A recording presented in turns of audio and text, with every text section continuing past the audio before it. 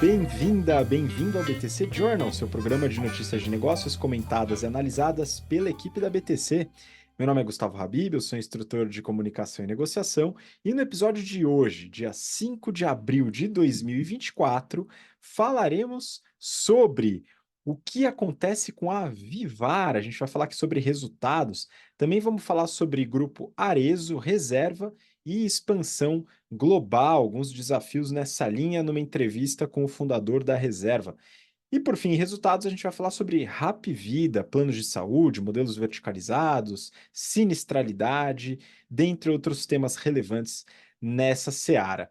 Vamos falar sobre estratégia com o grupo IMC, Viena, Frango Assado, KFC, Pizza Hut, outras marcas do grupo. E por fim, na discussão do BTC Journal de hoje, falaremos sobre economia comportamental versus homo econômicos, pegando aqui um texto sobre o Daniel Kahneman, que é um pesquisador de referência na área da economia comportamental, recentemente falecido, e aí é uma homenagem aqui, esse tema, a esse grande pesquisador.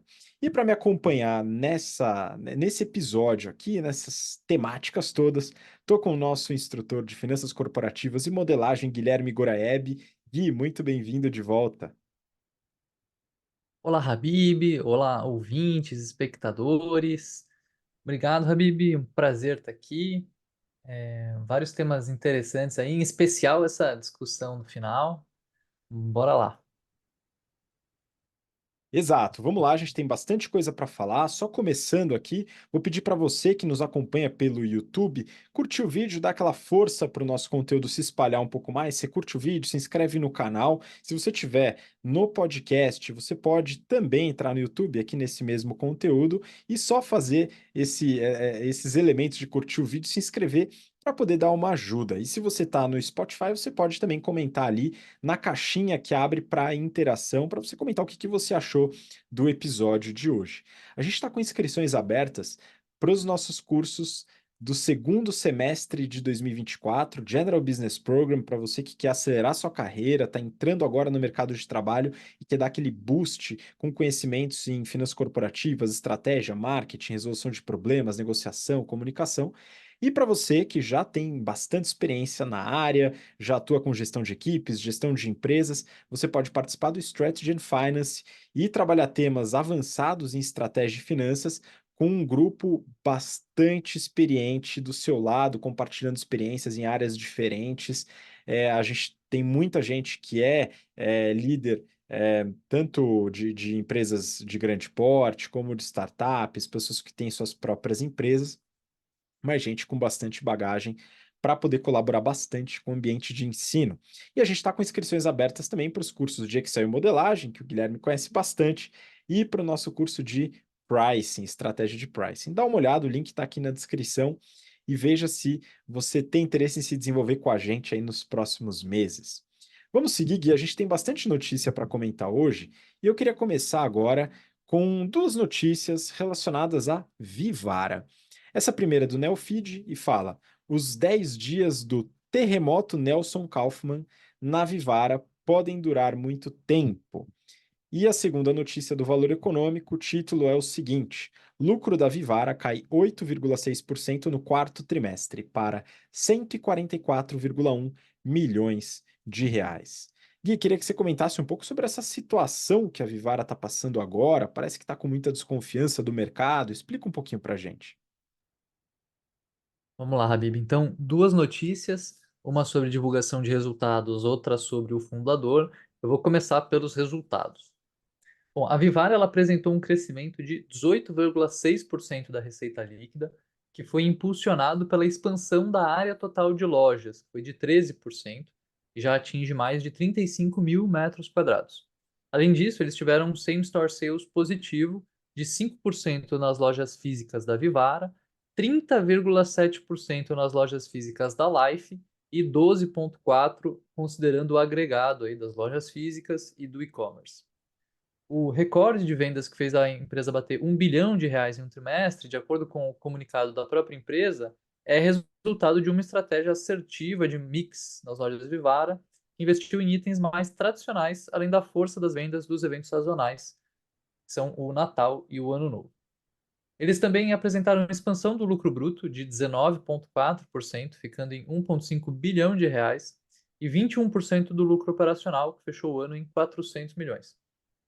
E não foi só no DRE que a empresa apresentou bons números, eles também tiveram uma geração de caixa, que ficou em 61 milhões para o ano, revertendo uma queima de caixa de mais de 137 milhões em 2022.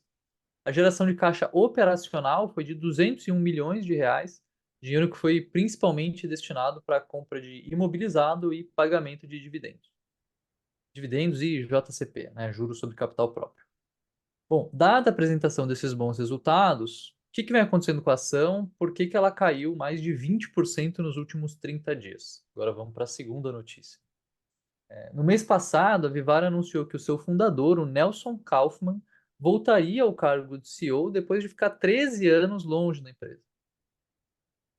Por algum motivo não explicado, né, o mercado não gostou da notícia e o valor da ação despencou.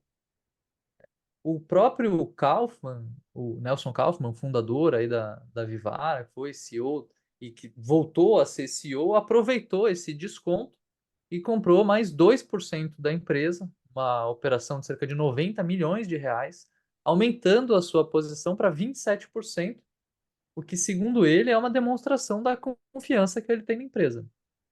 Isso também não pegou bem.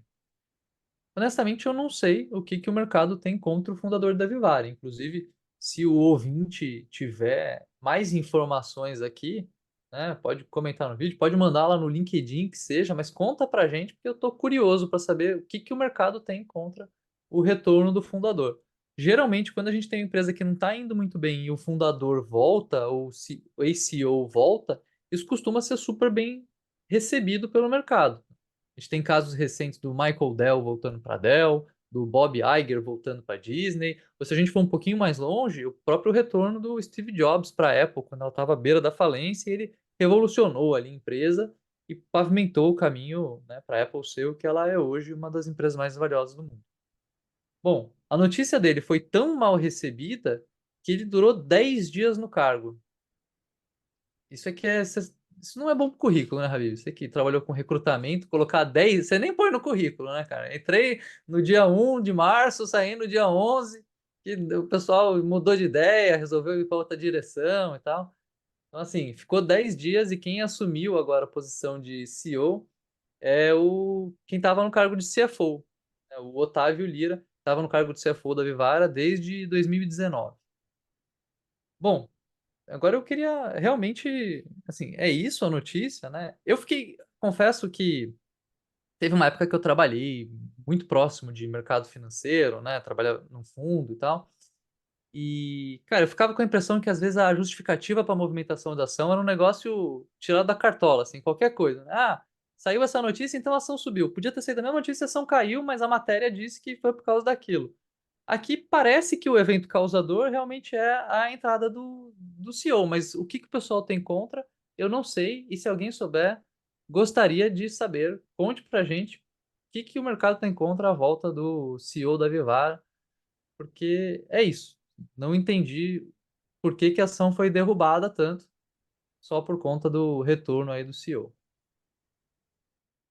Eu também não faço ideia, geralmente eu fico bem por fora das fofocas da Faria Lima ou do mercado financeiro, mas eu tenho uma hipótese aqui, dado que a gente fez o alinhamento das notícias antes, eventualmente o CEO, né, o ex-CEO, ele estudou muito sobre economia comportamental e acabou deixando o pessoal um pouco chateado, né? Porque demonstrou que muitos movimentos do mercado financeiro são absolutamente irracionais.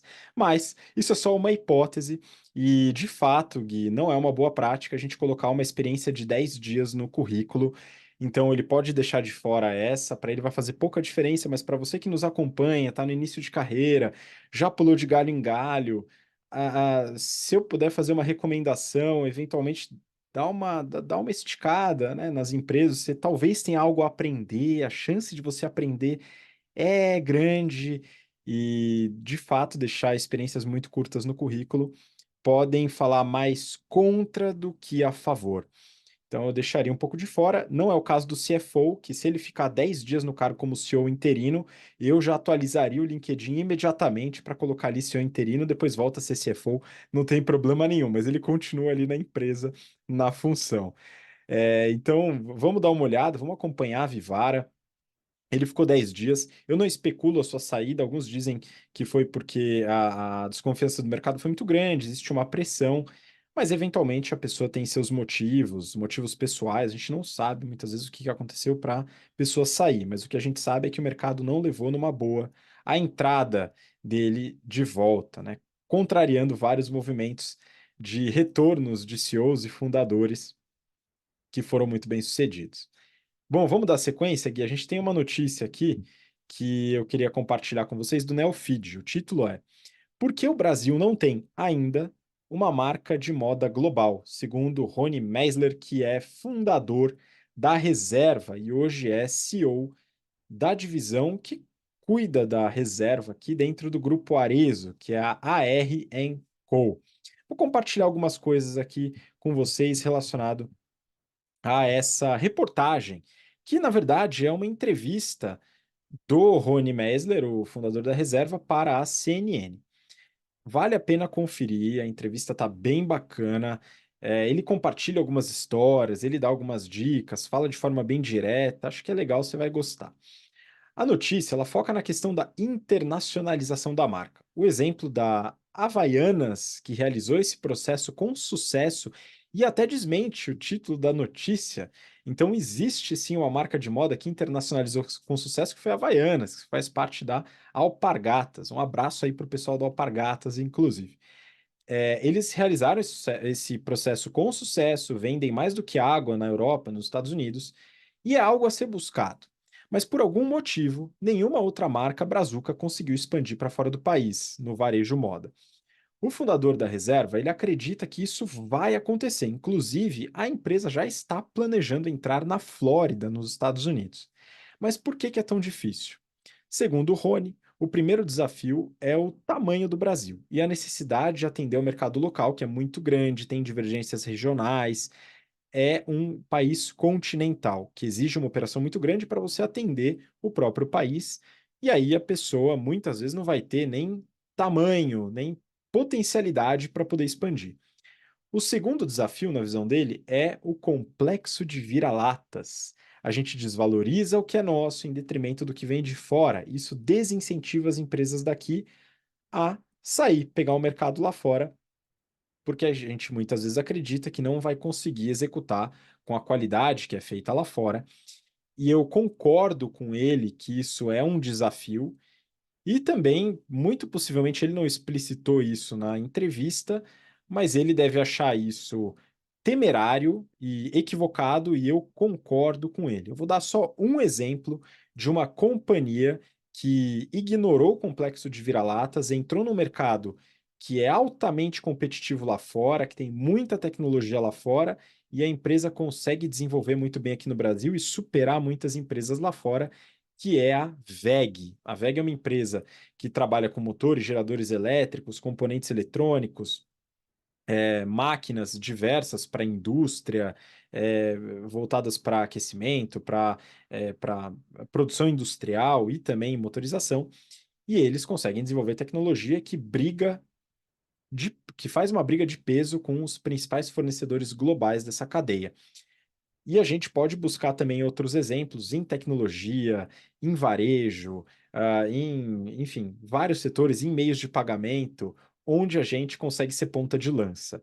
Então, a ideia dele é que, com o tempo, a reserva, consequentemente o Grupo Arezo, conseguirão seguir com esse crescimento, essa expansão internacional, superando esse complexo de vira-latas. Também torço por isso. Além da estratégia da internacionalização, ele fala sobre as novas responsabilidades que ele ganhou no conselho do grupo Arezo e Co, dado que ele passou de dono a um minoritário depois da aquisição da reserva.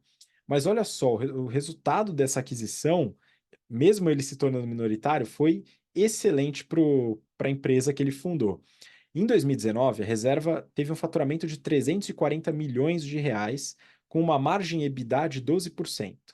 Em 2023, eles fecharam com um faturamento de 1,5 bi com uma margem de 18. Ou seja, teve ganho de escala e teve ganho de eficiência.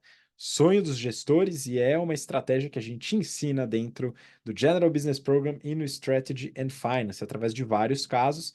Quem sabe o caso da reserva também entra nessa análise. Eu vou dar uma olhada aqui nos números da Arezzo, do grupo Arezzo, do ano de 2023. A empresa teve um faturamento, uma receita bruta de 6,1 bi de reais, um aumento de quase 16,5% em relação a 2022. E quando a gente segmenta essa receita em canais de venda, a gente tem a seguinte divisão: 27% multimarcas, 24% franquias, 25% e-commerce, 25% lojas próprias. Aqui está arredondado, tá? Se fizer a soma, talvez não dê os 100%, vai dar 101%, mas aqui já arredondando alguns números, tá, pessoal? O que acontece é que eles tiveram aumento de receita em dois canais. Aumento da representatividade, melhor dizendo. Lojas próprias e e-commerce, que são os canais que têm maior margem bruta.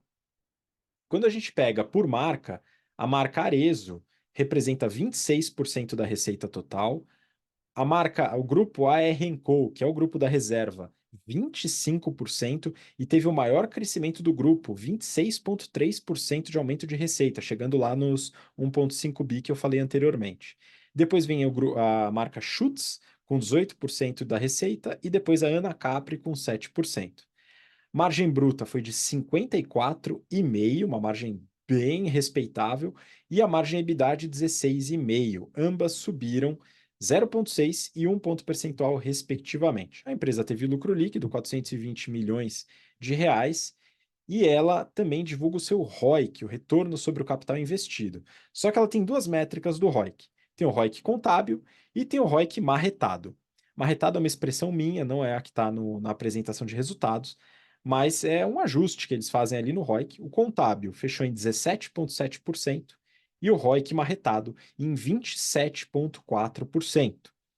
Independente da métrica que você escolha, são ROICs também muito bons, levando em consideração que hoje a taxa de juros está em 10,75 e em queda. Quando a gente pega a alavancagem da empresa, a relação entre a dívida líquida, ou seja, o que sobra da dívida depois do caixa, e o EBITDA, eles têm uma relação de 0,4. Ou seja, a empresa tem uma pequeníssima dívida líquida que está muito longe de afetar a sua operação, de certa forma. Então, é uma empresa pouquíssimo alavancada. Vamos ver, quem sabe eles tomam uma estratégia de se alavancar um pouco para uma expansão global. Se é isso que eu entendi da entrevista, pode ser algo esperado para os próximos meses no Grupo Arezzo. Vamos seguir, Gui? A gente tem mais algumas notícias aqui para comentar. Eu queria passar para o Brasil Journal. Hapvida melhora a sinistralidade e bate o mercado no EBITDA. Queria que você comentasse um pouco, Gui, sobre os resultados da Hapvida, que tem passado por algumas dificuldades aí nos últimos resultados. Bora lá, Habibi. Então, a Hapvida, ela trouxe uma sinistralidade abaixo dos 70%, fechou o último TRI em 69,3%, o que é abaixo da expectativa de mercado e que no caso dessa métrica é bom, porque sinistralidade significa custo. Então, ela conseguiu reduzir ali, conter os custos. A empresa também superou o consenso no EBITDA, entregou 950 milhões de reais. De acordo com o CEO, esse trimestre é resultado de uma sequência de várias melhoras que eles vêm realizando nos últimos trimestres, ou seja, não é um outlier, não é um ponto fora da curva, né? E eles estão ali investindo em expandir rede e melhorar a rentabilidade. Essa entrega de resultado é uma consequência disso. E segundo ele, ainda teria mais espaço para melhorias, né? Dado que as margens ainda estão em patamar de pré-pandemia. O próprio EBITDA saiu de 9,2 no quarto tri de 2022 para 13,7 no quarto tri de 2023, falando de margem EBITDA. Essa margem 13,7 ainda está abaixo do nível que ela estava antes da Covid, que era por volta de 15%. Outro ponto positivo que a empresa trouxe foi a redução da alavancagem financeira. Ela fechou o ano em 1,38 dívida líquida sobre EBITDA, versus 2,45 que ela estava no ano anterior. Então, aí uma ótima redução de alavancagem. A gente comentou aqui algumas ações que foram feitas, se eu não me engano, cerca de um ano atrás, para reduzir a alavancagem, né. Foram 2 grandes ações. A primeira, um aumento de capital e a segunda, uma venda de ativos, né, o sale leaseback, que é aquela operação onde a empresa vende o imóvel que ela era dona e passa a ser locatária, passa a alugar aquele imóvel. Ambas essas operações tiveram participação expressiva ali da família controladora, né, e renderam uma injeção de capital de 2,3 bilhões de reais na Hapvida. A parte das boas notícias de melhora do resultado, a Hapvida teve mais um trimestre e um ano com redução do número de vidas, ou seja, perdendo clientes. Em 2023, ela perdeu 380 mil vidas, e agora falando da parte de seguro médico apenas, né, ela está com 8,7 milhões de segurados. Eles têm odonto também, mas é algo menor, né. Bom, dá para dizer que a gente está, na minha visão aqui, vendo um movimento parecido no setor de saúde com o que aconteceu no setor automobilístico, no setor de carro, né. O preço tem subido muito, tem subido acima da inflação, isso tem tirado alguns clientes do mercado. A inflação dos planos de saúde tem consistentemente sido superior ao IPCA. Se a gente olhar o IPCA 12 meses, hoje ele está por volta de 4%. Tem reajuste de plano de saúde batendo 25%, né? Então fica caro. A Hapvida, ela tem 2 negócios principais, né, o negócio de seguradora e o de hospitais. Eles comentam na matéria que ela tem buscado crescer o negócio do seguro-saúde, justamente onde ela tem mais leito ocioso no hospital, para melhorar ali a taxa de ocupação dos hospitais. Quem lê a matéria vai perceber que não tem nenhuma menção a lucro. E eu, olhando o resultado que eles divulgaram, também demorei a encontrar menção a lucro. E talvez tenha um motivo, né? Porque não tem lucro, tem prejuízo. E o prejuízo diminuiu, mas está lá ainda, né. Eles fecharam mais um ano com resultado líquido negativo, prejuízo de quase 740 milhões de reais. E se antes a gente estava falando da Vivara, que estava dando lucro e com a ação caindo, agora a Hapvida dando preju, a ação está subindo. E elas estão subindo forte, elas já subiram mais de 50% no último ano. Ou seja, os controladores ali que aportaram no começo do ano passado, estão fazendo um ótimo investimento, tendo um excelente retorno sobre o capital de mais de 50%, nesse ano. A ação saiu de cerca de 2,30, foi próximo da mínima que ela estava no começo do ano passado, para os atuais 3,90, quase R$ 4. No valor que ela está hoje, ela só precisa subir mais uns 300% para voltar para o patamar de 16, R$ 17 que ela estava pré-pandemia, época que o negócio inclusive dava lucro. Voltando para o paralelo aqui com o setor automobilístico, tem 2 coisas que aconteceram como consequência do grande aumento de preço que a gente viu, causado pela pandemia, e teve a o a ausência, né, a falta de chips, componentes eletrônicos para os carros, os preços subiram bastante. O que que aconteceu com isso? Primeiro, a gente teve as pessoas ficando mais tempo com seus automóveis, demorando mais para trocar. Segundo, a gente teve uma entrada mais forte dos chineses, competindo muito forte com o preço. No mercado de saúde, qual que é a alternativa? Você primeiro tem o downgrade de plano, e chega uma hora que você já está no plano mais simples, e o downgrade é cortar o plano e ir para o SUS. Fico me perguntando aqui se a gente vai ter alguma alternativa que vai investir em tomar mais espaço de mercado com um bom atendimento e com um preço legal. A gente estava comentando mais cedo, tem alguns exemplos de startups que fizeram isso. Tenho visto pouco barulho dessas startups do segmento de saúde ultimamente, né. Um exemplo era a Alice, mas que tem ainda um atendimento muito focado, né, muito nichado para quem está em São Paulo, por exemplo. Então eu que estou em Florianópolis, não consigo, né, ser um cliente da Alice, preciso recorrer a outros planos. Vamos ver se aparece alguém aí, né, que consegue trazer um atendimento com qualidade e diminuir o impacto desses aumentos gigantescos de 20, 25% para os clientes, que não dá para segurar isso aí todo ano, né, Habib? Não dá para segurar todo ano. E tem alguns outros pontos, aproveitando que a gente está falando de plano de saúde, então aproveito aqui para fazer minha terapia e falar mal à vontade. A Alice, o pessoal da Alice que o Gui comentou aqui, Se tiver alguém da Alice ouvindo esse episódio, peço a gentileza de explicar por que que vocês tiraram do portfólio a venda de planos de saúde individuais. Os planos de saúde individuais, eles são produtos cada vez mais raros no mercado. E eu queria uma explicação sincera. Eu sei a resposta, tá, pessoal? Mas seria legal ouvir com sinceridade dos planos de saúde a ausência dos planos individuais, regulamentados pela Anvisa, com uma série de proteções, e o oferecimento exclusivo de planos coletivos, planos principalmente empresariais, onde a gente ouve histórias e mais histórias de planos que são cancelados do dia para a noite, além desses aumentos abusivos que o Gui acabou de comentar. Então, se você tiver a oportunidade de explicar, o campo aqui está aberto para explicação. A gente até estende o convite, mas fica a regra de que tem que ser uma explicação honesta, sincera, tudo bem?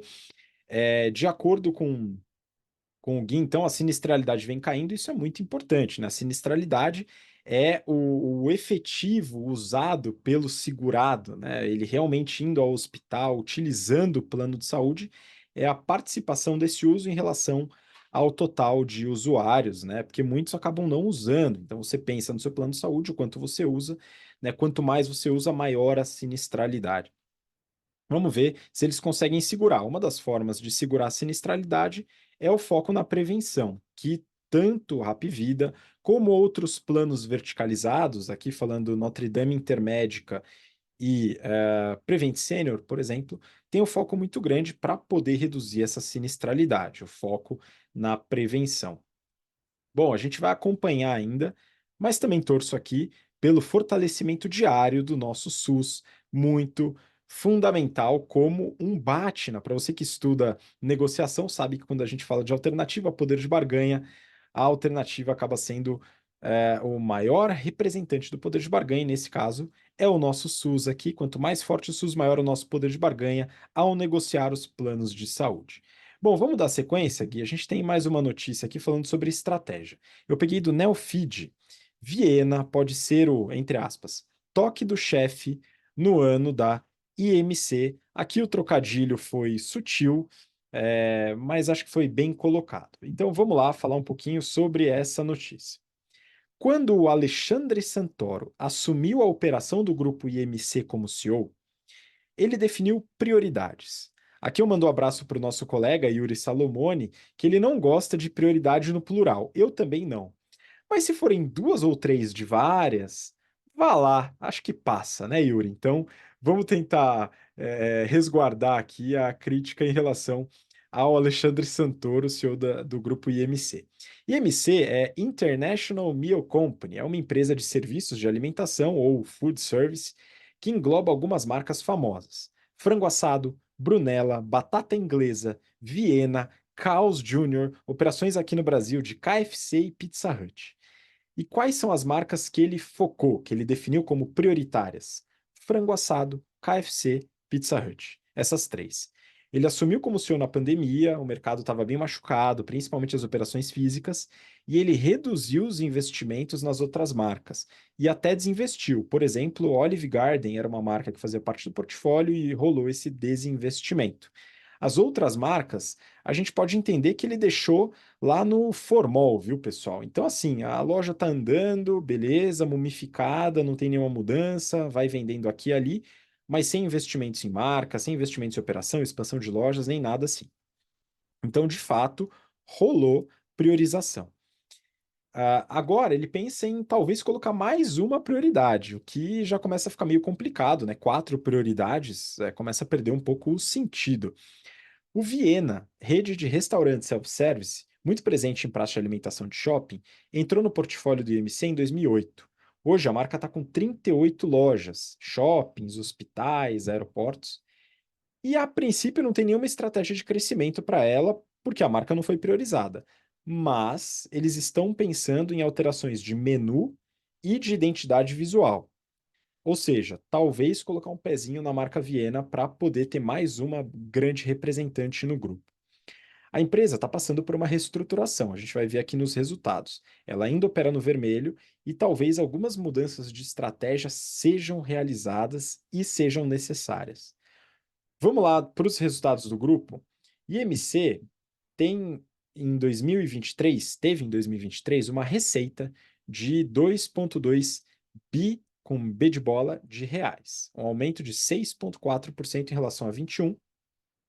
E a empresa hoje totaliza 601 lojas, contando todas as marcas, e teve um same store sales, ou vendas nas mesmas lojas abertas em 2022, de 5%. Quando a gente pega as marcas foco, a gente tem Pizza Hut, que representa 28% da receita, faturou 617 milhões em 2023, com 275 lojas. Se a gente faz uma divisãozinha aqui, a gente tem uma receita de 2,25 milhões de reais por loja na média. O KFC me surpreendeu, viu, Gui? 33% da receita, faturou 730 milhões de reais, com 192 lojas, uma receita média de 3,8 milhões de reais por loja. Ou seja, o pessoal tá realmente fã do frango frito no balde. Frango assado, aquelas lojas de estrada, tal, tiveram uma receita de 316 milhões, representa 14% da receita do grupo, com 25 lojas, o que dá uma receita de 12,6 milhões de reais por loja. O lucro bruto foi de 771 milhões, que dá uma margem de 35%, e tem um EBITDA ajustado de 300 milhões, mais ou menos, 14% de margem. O resultado financeiro é um ofensor, eles pagam hoje cerca de 136 milhões, né, resultado como um todo, né, tirando ali a receita financeira, resultado 136 negativo, ou seja, tem uma despesa financeira bastante alta. E o lucro líquido, que na verdade é prejuízo, fechou em 85 milhões negativos. A empresa tem uma alavancagem controlada, a dívida líquida sobre EBITDA, que lá, que eu falei agora na Arezzo, está em 0,4, aqui está em 2 vezes, ainda é uma dívida controlada e eles mudaram o perfil da dívida, rolou uma estratégia financeira de reperfilamento, segundo a apresentação, alongou o prazo e reduziu o custo. Show de bola, é o melhor dos mundos. E o caixa operacional foi positivo. Eles geraram um caixa líquido de 106 milhões contra uma queima de caixa de 73 em 2022. Ou seja, a gente está vendo aqui que há algum resultado na reestruturação, principalmente falando da geração de caixa, sem um grande problema na receita. A receita ainda assim subiu. Ou seja, a gente pode ver uma luz no fim do túnel. Talvez haja espaço para trazer mais lojas do Viena, que eu particularmente gosto bastante, e lembro de almoços mensais que eu tinha com os meus pais na infância no Viena. Hoje em dia a coisa está muito mais gourmet, né, pessoal? Mas na minha época, ir na praça de alimentação era um programa sazonal, um programa raro e que a gente fazia para comemorar e de fato gastar muito dinheiro na praça de alimentação. Hoje as coisas mudaram um pouquinho, as pessoas gastam muito mais para comer, mas eu vou te falar, Gui, eu fiquei impressionado com a quantidade de frango frito vendido no balde, viu?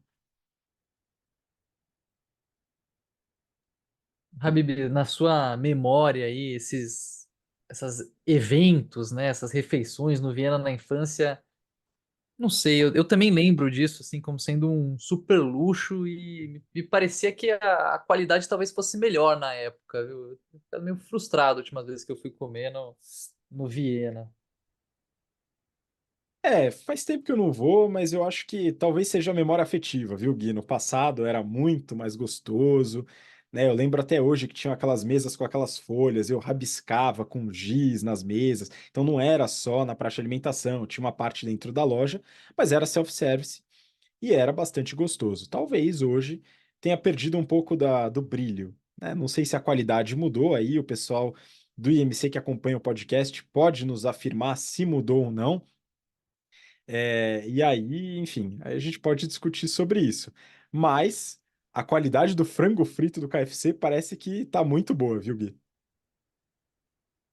Esse negócio de comer fritura em balde, não sei, é bom pro cardiologista depois que garante o trabalho, né, cara? Assim, tem toda uma indústria da medicina aí que tá investida no KFC, né, cara? Tem trabalho por conta do KFC. Pois é, do jeito que está crescendo, viu? Mais de 23% de aumento de receita, haja balde para esse frango frito. Bom, vamos dar sequência aqui. A gente vai agora para a nossa discussão do BTC Journal de hoje. Eu peguei aqui uma notícia do Brasil Journal com o seguinte título: Daniel Kahneman, um legado humano demasiadamente humano. Reportagem assinada aqui pelo Felipe Miranda, fundador da Empiricus Research. E eu queria que você começasse aqui a nossa discussão sobre o tema economia comportamental, comparada com a economia clássica, né? E alguns elementos aqui que o Felipe coloca no texto. E eu queria que você colocasse um pouco da sua visão aqui em relação ao texto e ao trabalho do Kahneman, um grande pesquisador. Vamos lá, Habib. Bom, começo aqui confessando que, lendo essa reportagem, eu fiquei com um pouquinho de inveja aí do Felipe Miranda, que almoçou e trocou uma ideia com Kahneman, e sem dúvida é uma referência e uma das mentes brilhantes aí do último século, alguém que escreveu várias coisas assim extremamente relevantes para a gente entender o mundo, né? Como ele mesmo recorda ali na matéria, o Kahneman não foi só o primeiro psicólogo a receber um Nobel de Economia, como as suas descobertas foram fundamentais para outro Nobel de Economia, dessa vez recebido pelo economista Richard Thaler, que pegou esse tema, que achou muito interessante esse tema da economia comportamental e que continuou, que também aprofundou, que pesquisou ele depois que o Kahneman e o Amos Tversky criaram ele, né? Que eles colocaram a primeira pedra ali de conhecimento. Bom, vale trazer um pouquinho para o ouvinte o que, que é esse trabalho do Kahneman, quais são as descobertas que ele fez. E quando eu paro para pensar, acho que o começo do trabalho do Kahneman foi simplesmente desconfiar, né? O trabalho do Kahneman começa desconfiando da teoria econômica que era a disseminada na época, que prevalecia na época e que previa que o ser humano somente tomava decisões racionais. O ser humano, ou o Homo economicus, né, é o Spock, né, quem viu Star Trek, alguma coisa, sabe, conhece o Spock, que é aquele o ser humano máquina, né, que calcula todas as possibilidades e que é extremamente racional e lógico. A economia ela era pautada em cima dessa figura do Homo econômico. E o Kahneman desconfiou que a gente não era tão racional assim e foi pesquisar o mecanismo de tomada de decisões. Ele chegou à conclusão de que alguns erros de julgamento acontecem sistematicamente, né? Se você consegue ver e rever esses erros de julgamento com frequência sendo feitos por diferentes pessoas. Simplesmente porque algumas decisões, segundo ele, são tomadas automaticamente sem a gente pensar. O livro canônico aqui, o principal do Kahneman, onde ele expõe essa teoria, é o Rápido e Devagar. E nele o Kahneman explica sobre esses dois jeitos de pensar. O jeito devagar é o jeito mais lógico, é estruturado e, como diz o nome, demorado, né? É o jeito que a gente usa para fazer uma prova, né? É o jeito que você está pensando na hora de escrever um e-mail para o chefe, ou como você deveria estar pensando na hora de escrever um e-mail para o chefe, né? É aquele tipo de raciocínio que você usou lá na prova de cálculo, de física, de matemática, seja lá qual foi. Mas também tem um outro jeito, né, de pensar, que é o jeito rápido, instintivo, que é ali no susto, né, que é o propenso a erros. E o que que acontece? A gente muitas vezes recorre ao raciocínio mais rápido, porque senão seria muito custoso viver, né? A gente tem que tomar muita decisão e a gente usa atalhos nessa tomada de decisão. E é justamente por conta de usar esses atalhos que às vezes você erra e erra sistematicamente, né? E esses erros cometidos de maneira sistemática pelo raciocínio rápido, instintivo, foram o que deram origem aos vieses comportamentais ou vieses cognitivos, que nada mais são do que a documentação de alguns tipos de erro que são vistos de maneira recorrente. Alguns deles são aversão à perda, ancoragem, reversão à média, viés de disponibilidade, viés de confirmação, efeito Halo, efeito IKEA, tem um monte e dá para montar um curso. E eu acho que daqui a pouco a gente deve lançar um curso aí na BTC sobre a economia comportamental e vieses cognitivos. É um tema de fato muito interessante, que dá para você tanto notar ele no dia a dia, que eu acho que já é algo legal de você perceber ele sendo utilizado, como eventualmente você pode aplicar ele no dia a dia, você pode utilizar ele para direcionar o seu usuário, o seu cliente, a pessoa com quem você está interagindo. O próprio Kahneman, usando um dos vieses, né, que ele estudou, que é o viés de reversão à média, notou no tempo que ele passou no exército que o tratamento brusco que os comandantes tinham com pilotos era algo inútil, né, ali na tinha uns pilotos que vinham, faziam um pouso mais ou menos, o comandante ia lá, esculachava ele, e aí na próxima o piloto vinha, fazia o pouso perfeito, o comandante falava: "Ó lá, tá vendo? Se eu não dou esporro, o negócio não fica bom". Mas na verdade era que de vez em quando o piloto errava e fazia alguma coisa que, né, não era perfeita, mas depois ele já voltava para o normal. Bom, para mim o Kahneman a gente fala muito do Kahneman, é importante lembrar que o Amos Tversky foi parceiro dele em N pesquisas aí, foi fundamental também. O Kahneman acabou sendo o nome mais famoso, mas ele, o Tversky e o Thaler são leituras obrigatórias. Dá pra gente fazer uma baita lista e colocar aqui. Mas enfim, antes de fechar, queria ouvir um pouquinho você, Habib. Pô, vamos lá, eu quero trazer um pouco de pimenta aqui para a nossa discussão. Numa parte do texto, que o texto foi muito bem escrito, eu gostei muito do texto do Felipe Miranda. Ele diz que ele convidou o Daniel Kahneman em 2016, a Empíricos convidou, trouxe para o Brasil, e num determinado momento no almoço, o Kahneman perguntou, mais ou menos nessa linha, né? Falou, pô, eu não entendi por que que vocês me trouxeram, porque em geral o pessoal do mercado financeiro não gosta muito de mim. E o Felipe brincou, falou que também não sabia o que que acontecia, tal, mas que ele gostava do trabalho dele e tal, e aí eles se entenderam.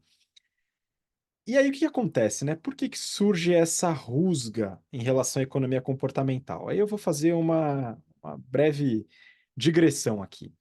O conceito de homo econômicos que você citou, que seria uma base para modelar o comportamento humano através de algumas premissas, de que o ser humano toma uma decisão com base em custo-benefício, tem ciência das informações, né, consegue ponderar cenários diferentes e tal. Ele foi criado pelo Adam Smith, lá na economia clássica, né? Um dos primeiros escritos ali da economia. Adam Smith foi responsável por escrever o livro Riqueza das Nações, um livro bastante famoso. Escreveu também Teoria dos Sentimentos Morais, que aborda aspectos pessoais e que são levados para dentro da economia. E ele desenvolveu essa base de comportamento humano para, a partir dela, derivar algumas tendências, né? O que seria o princípio do que a gente chama de modelos ou modelagem, que o Gui conhece bastante, faz modelos muito robustos dentro da BTC, dentro da empresa dele.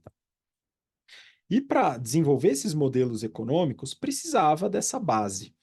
E ele desenvolveu essa base com esse objetivo. E aí, através disso, desenvolveu as teorias voltadas para a produtividade na indústria, relação entre indústria, mercado consumidor e Estado.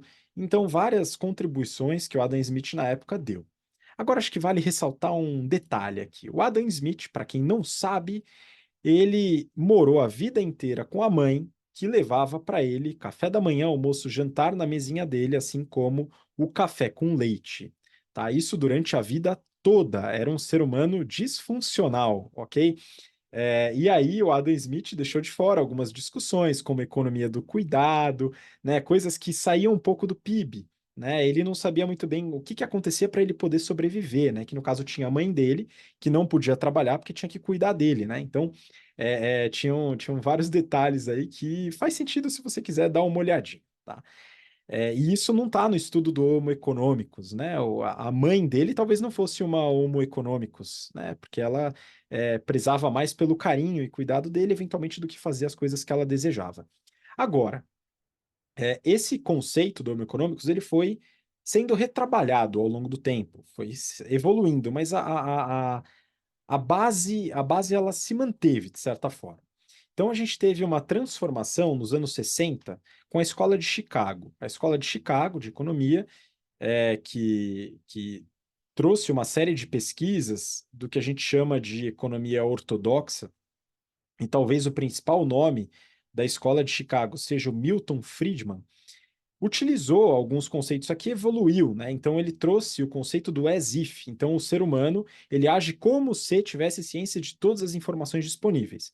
Não é que o ser humano tem ciência das informações disponíveis, é como se. Então você usa essa formulação é, exagerada para criar os modelos. E a partir daí foram criados vários modelos. Milton Friedman desenvolveu uma série de modelos. Boa parte desses modelos simplesmente não funcionam, né? Alguns deles até funcionam de forma razoavelmente boa, por exemplo, a teoria de preços, tal.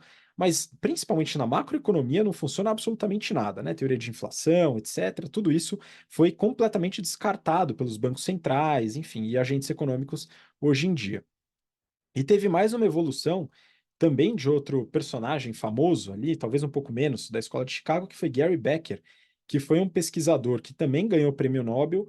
É, tem algumas contribuições em relação ao desenvolvimento do chamado capital humano, ou seja, ele conseguiu estabelecer relações entre o desenvolvimento educacional e a formulação de políticas, melhoria de produtividade, dentre outros elementos aqui relacionados com a educação do indivíduo. E tem outras teorias estapafúrdias. Ele desenvolveu uma teoria a teoria da escolha racional e colocou algumas aplicações, como, por exemplo, crime racional, né? Então, segundo a teoria do crime racional, o meliante, né, a pessoa que iria cometer o crime, ela faz um cálculo de custo-benefício antes de cometer o crime, e isso desenvolve os modelos, né? Obviamente, ninguém faz cálculo nenhum na hora de cometer o crime, não é assim que funciona. É, e os modelos, eles não conseguem prever o que acontece. Então é um modelo inerte, mas são modelos absolutamente robustos do ponto de vista matemático, né, de formulação teórica. E aí, o Felipe Miranda, ele coloca uma crítica muito contundente aqui, né? Ele coloca que a economia é uma ciência social, é uma ciência humana, mas ao longo das últimas décadas foram forçando a barra e martelando para que ela se tornasse uma ciência natural, como a física, por exemplo. Mas ela não é uma ciência natural, é uma ciência humana. Só que esse esforço para tentar deixar essa ciência natural fez com que esse modelo de ser humano ele não fosse discutido, porque ele era basilar, era necessário para a criação desses modelos matemáticos, desses modelos naturais, que depois vieram a ser conhecidos como economia ortodoxa. E aí voltando, né, para o começo da discussão que eu estava colocando, por que que o Daniel Kahneman disse que o pessoal do mercado não gosta muito dele? Justamente porque suas pesquisas questionam a base dos principais modelos utilizados por economistas, banqueiros, mercado financeiro e formuladores de políticas públicas, principalmente na macroeconomia, mas também afeta a microeconomia. Um exemplo rápido aqui de como isso afeta. Quando a gente pensa em, em políticas de reformas trabalhistas e geração de empregos.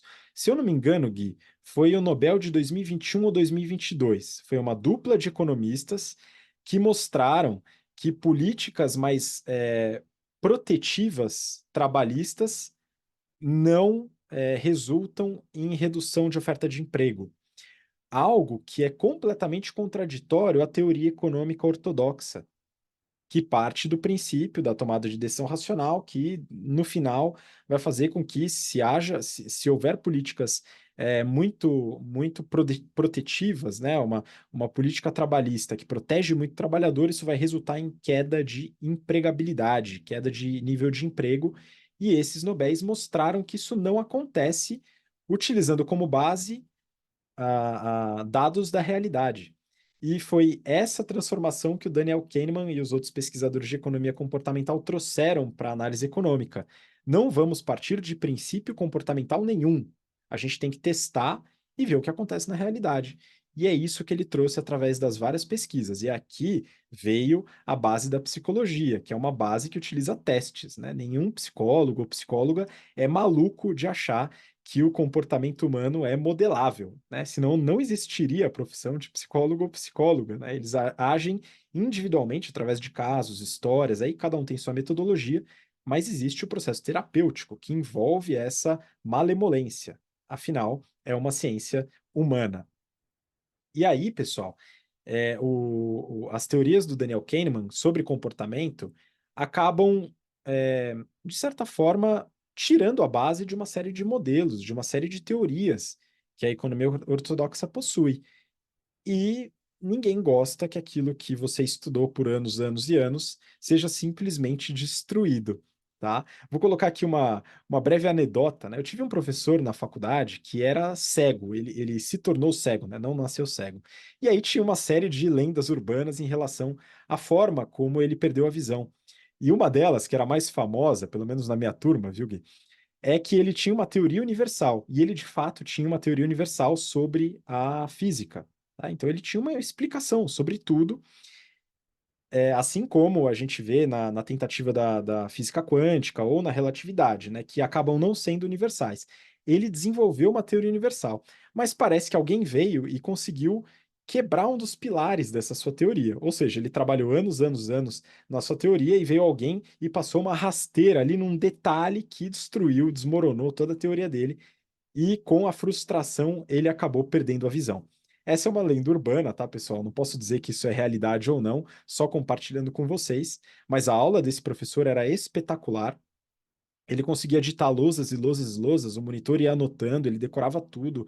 Era um gênio, de fato. Mas aqui só para ilustrar que é muito doloroso quando a gente perde essa base. E o Kahneman fez isso. A partir do momento que ele começou a colocar em teste o comportamento humano, ele quebrou uma série de bases dentro da economia, macroeconomia, da microeconomia, enfim, e de uma série de áreas que já estavam consolidadas, né, que tinham modelos definidos.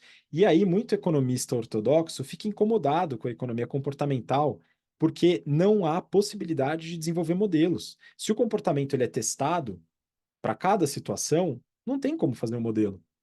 Agora, pessoal, ciências humanas, dificilmente a gente vai ter um modelo mesmo, né? A gente tem uma análise muito diferente do que acontece numa ciência exata, numa ciência natural, como a minha formação de engenharia, do Gui também de engenharia, em algumas outras situações.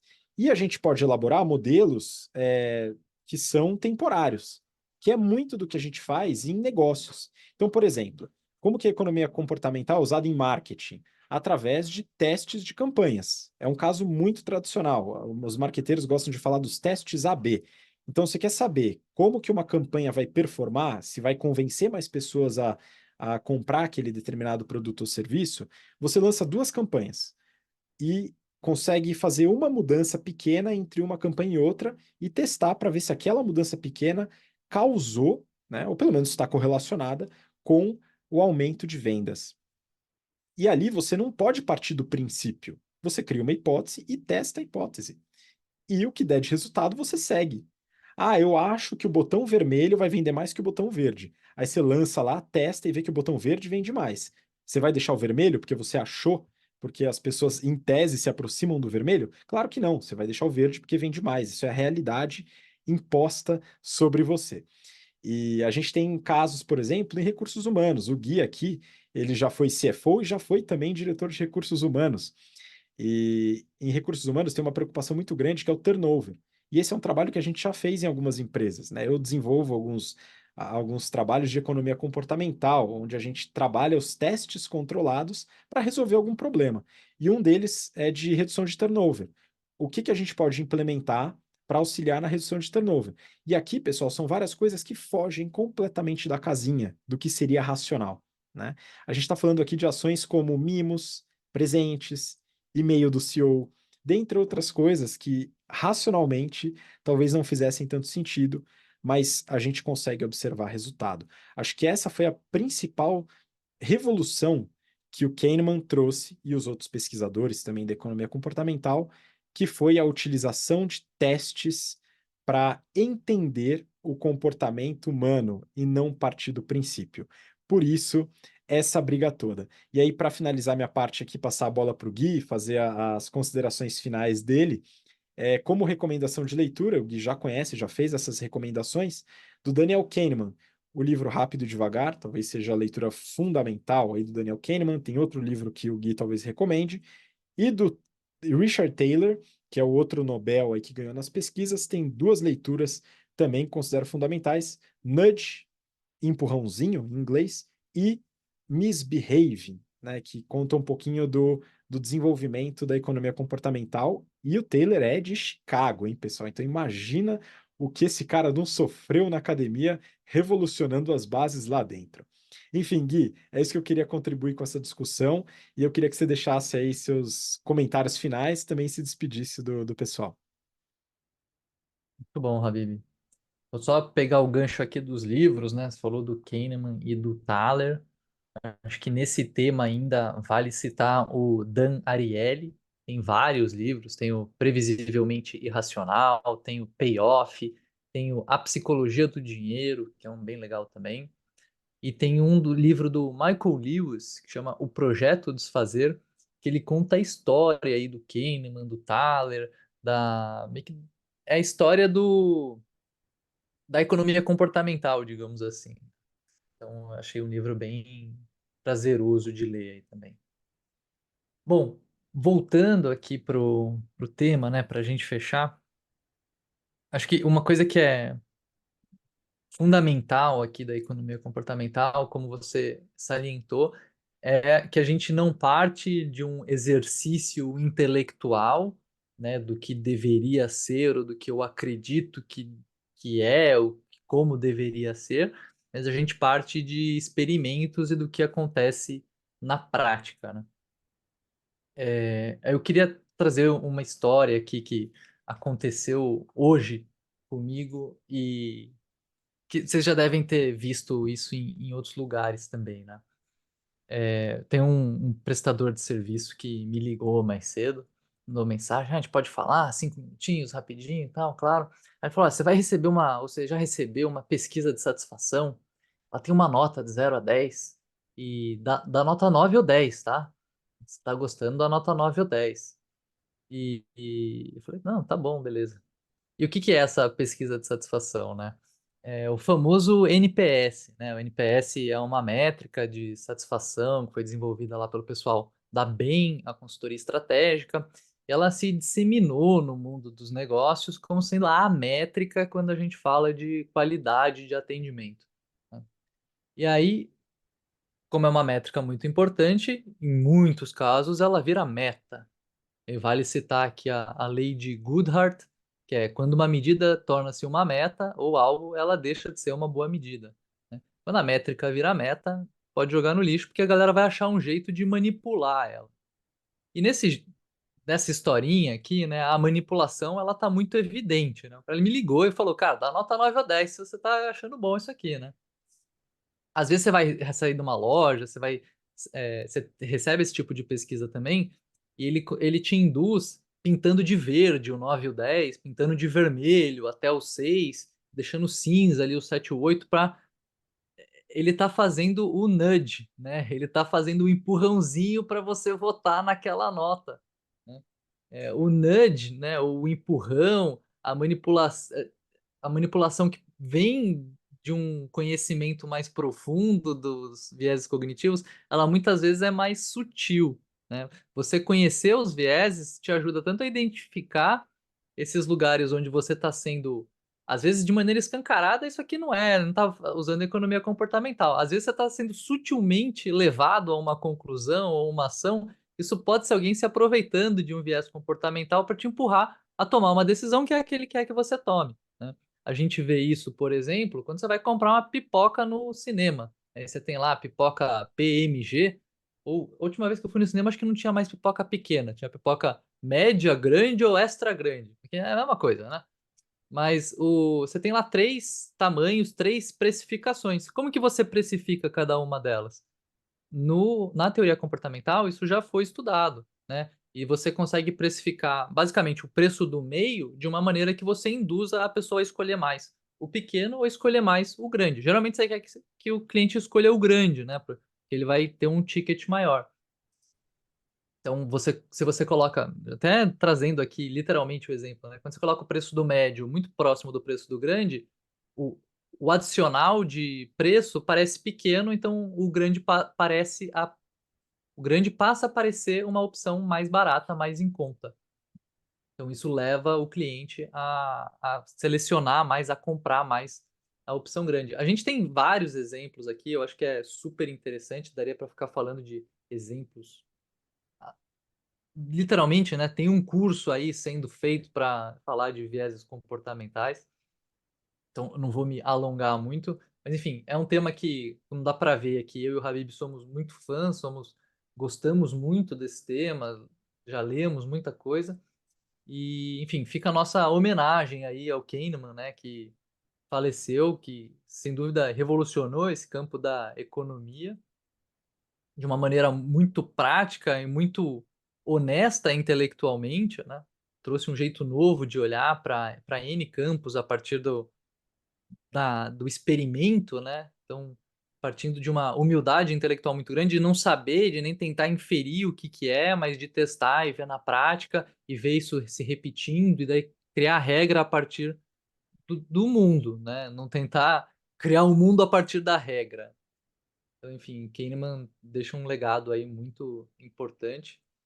E é isso, né? Espero que vocês tenham gostado do episódio de hoje. Agradeço todo mundo pela paciência de nos ouvir aqui, comentar as notícias e fazer essa homenagem aqui para o Kahneman.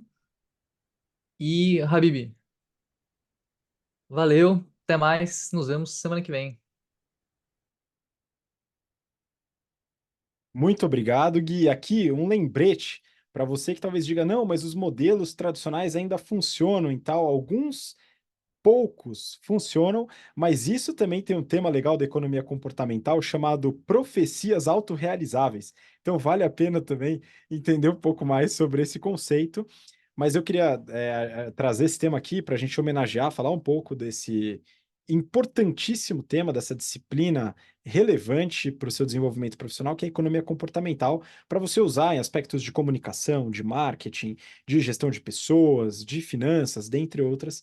Tem vários usos e a gente vai trazer mais conteúdo sobre isso em breve. Se você quer saber mais sobre o tema, deixa também um comentário aqui no YouTube para a gente. Gui, muito obrigado pela participação. Você que nos acompanhou até agora, pela audiência, pela paciência, agradecemos e, claro, nos vemos na próxima semana para mais um episódio do BTC Journal. Um grande abraço, até lá. Tchau, tchau.